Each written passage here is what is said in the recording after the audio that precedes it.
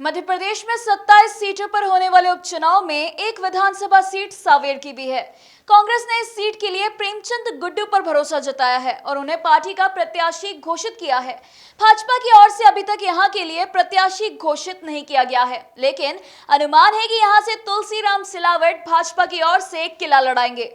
लाजमी है कि जीत के लिए पार्टियां यहां पर अपना दमखम दिखाने पहुंच रही है। पूर्व मुख्यमंत्री कमलनाथ भी मतदाताओं को मनाने के लिए यहां आ चुके हैं। भरोसा ऐसी चीज है जो पार्टी को सत्ता में ला सकती है।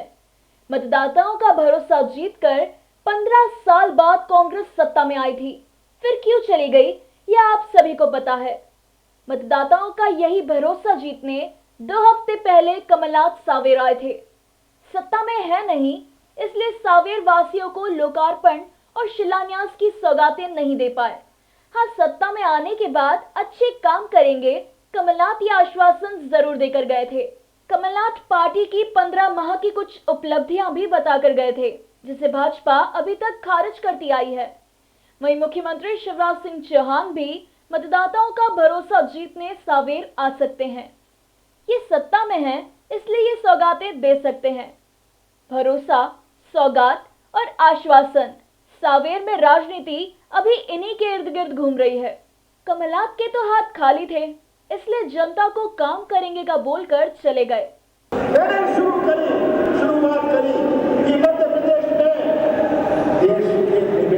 देश से निवेश आए, लोगों को विश्वास हो, मध्य प्रदेश का चेहरा ऐसा बने कि लोग भाग के आए मध्य प्रदेश में निवेश लगाने के लिए, हमारे सांवेर में आए, इंदौर में आए, हमारा बड़ा बड़ा हब बने, आर्थिक गतिविधि का हब बने।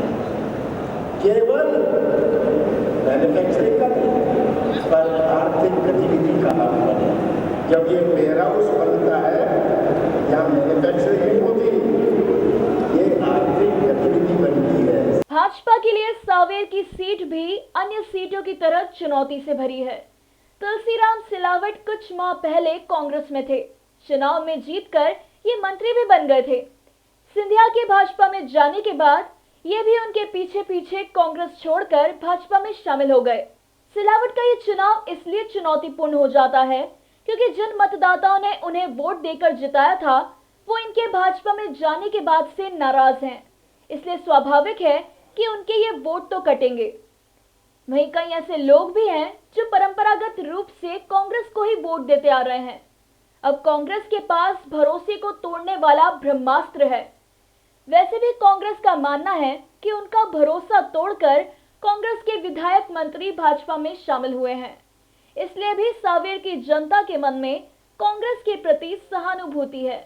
आज के नौजवान में एक तरफ है, आज का नौजवान कोई ठेका नहीं चाहता, कोई कमीशन नहीं चाहता, वो तो व्यवसाय का मौका या अपने हाथों को काम चाहता है।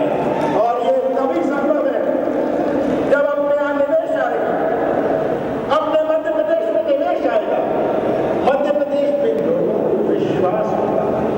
हमारा क्षेत्र, हमारा प्रदेश घिरा हुआ है 5 प्रदेशों से। हम देश का हृदय है, हम देश का एक मैन्युफैक्चरिंग हब बन सकते हैं, पर मध्य प्रदेश में किसी को विश्वास नहीं, क्योंकि मध्य प्रदेश को शिवराज सिंह जी ने भ्रष्टाचार में नंबर 1 बनाया हुआ था।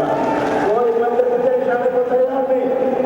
अब भाजपा की बात करें तो यहाँ पर भाजपा को एड़ी चोटी का जोर लगाना पड़ सकता है, क्योंकि कई लोग अभी भी सिलावट के भाजपा में जाने से नाराज हैं।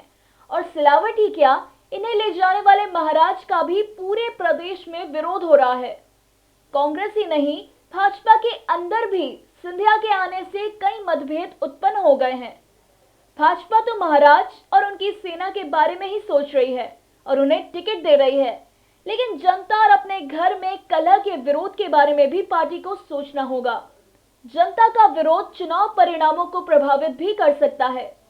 यह कहना गलत नहीं है कि प्रधानमंत्री नरेंद्र मोदी, मुख्यमंत्री शिवराज सिंह चौहान और भाजपा को चाहने वालों के परंपरागत वोट भाजपा को ही मिलेंगे, लेकिन सिलावट के आने के बाद भाजपा के इन वोटों में भी कमी आ सकती है।